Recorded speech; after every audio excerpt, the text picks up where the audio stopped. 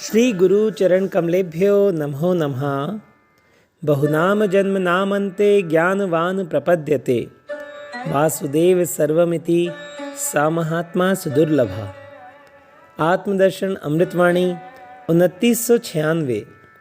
संध्या हो जाती है तो पक्षी बसेरा लेकर वृक्षों में बैठ जाते हैं। उस समय वे स्वतः ही अपनी सुरक्षा की जिम्मेदारी नहीं समझ करते। चाहे जोरों की बारिश हो जाए, ओले गिर जाएं, आग लग जाए या कोई जानवर खा जाए या कोई मार जाए, उनकी कोई खास व्यवस्था अपने रखरखाव की नहीं होती। पर मनुष्य अपनी सुरक्षा की कितनी व्यवस्था करता है, पर दोनों ओर प्रलय होता ही रहता है। इससे मानना होगा कि सब वे ही कर रहे हैं, वे ही हैं। वाणी 2997। श्वास बाहर भीतर आती जाती रहती है, इससे रक्त संचार होता रहता है। पूरे शरीर में तो वायु से परमात्मा है और रक्त में जब ठंड होती है तो शरीर अंदर से गर्मी देता है, गर्मी निकलती रहती है तो शरीर से, और जब गर्मी होती है तो ठंडक निकलती है, शरीर ठंडा रहता है। कुल मिलाकर सब एक दूसरे के पूरक हैं और सब में वे ही हैं। वाणी 2998। हम किसी को छोड़कर दूर चले जाएं, पर हमारा संबंध तो वहाँ भी बना रहता है।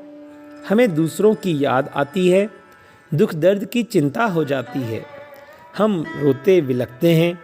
यह है रिश्ते का प्रभाव, संबंध का तारतम्य।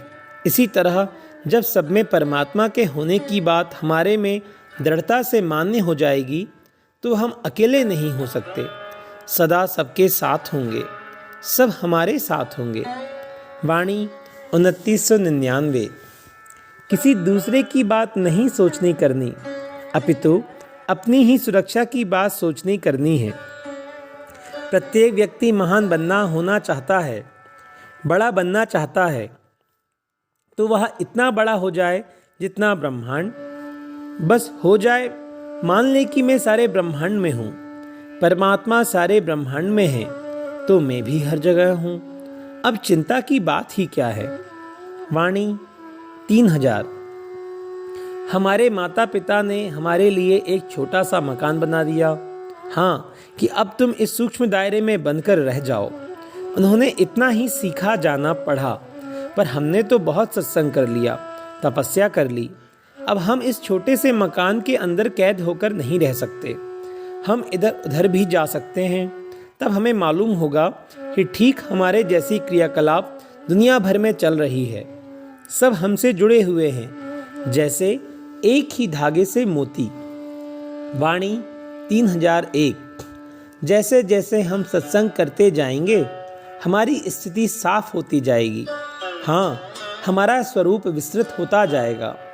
हम हर जगह हर रूप में अपनी ही सत्ता पाएंगे। हमें हर जगह से स्नेह मिलेगा, अपनापन मिलेगा, कहीं दूसरे का दर्द नहीं होगा दिखेगा, पर निरंतर परमात्मा का चिंतन होता रहेगा। तो हर जगह हर क्षण में हम अपनी ही स्थिति पाएंगे। कहीं भी एक चींटी के दर्द में भी हमारी आह निकलेगी। वाणी 3002। खिलौने टूटते हैं, शरीर बिगड़ता है, तो यह भी ऊंची बात हुई। अब नए खिलौने मिलेंगे, नया शरीर मिलेगा, तो इन सब के जाने की अब फिक्र ही क्यों। यह तो परिवर्तन का क्रम है, सदा से चलता आ रहा है। इसे ना रोका जाए, ना ऐसी कोशिश ही की जाए, इस तरह की व्यर्थ परेशानी की चेष्टा ना करें। वाणी 3003। हमारी एक ही सूझ होनी चाहिए, एक ही आन होनी चाहिए कि हम अपने दृढ़ निश्चय से अब डिगेंगे नहीं, हिलेंगे नहीं, कि चाहे जैसी भी परिस्थिति हम अब हमारे सामने आ जाए तो हम उसे परमात्मा के स्वरूप में मानेंगे। उनका ही हर क्षण दर्शन करके आनंद से नाचेंगे, कूदेंगे। अब हम रो नहीं सकते। महाप्रलय में भी यही सच्ची शूरवीरता होगी हमारी। वाणी 3004।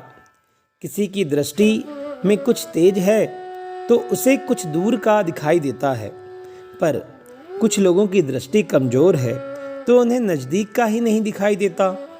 पर सूर्य तो सबके लिए एक जैसा है, चाहे आँख वाला हो चाहे अंधा, यह सबको गर्मी देता ही है।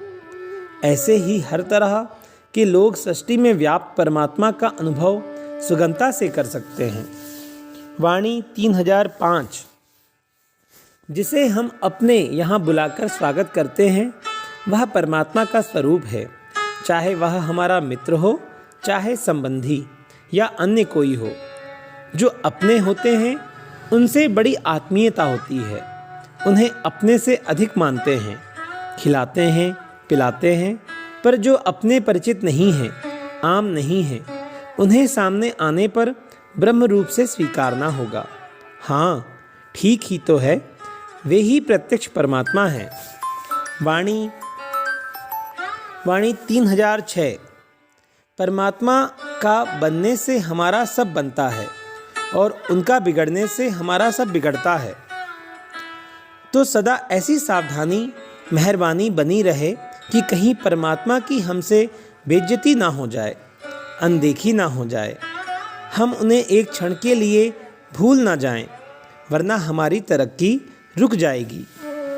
वाणी 3007, चाहे जैसी बने, हम अपने अतिथि को अपने पास से खुश करके ही भेजें। हाँ, उसका कभी तिरस्कार ना हो, अनदेखी ना हो। वह हमारे सामने परमात्मा के रूप में आया है और हम उसको पहचाने भी नहीं। अरे, उसे तो हृदय से लगाकर उसकी खूब खातिरदारी करें और मनमानी आशीर्वाद प्राप्त करें, खुशियाँ बटोरें। श्री गुरु चरण कमलेभ्यो नमो नमः। सभी को दंडवत प्रणाम।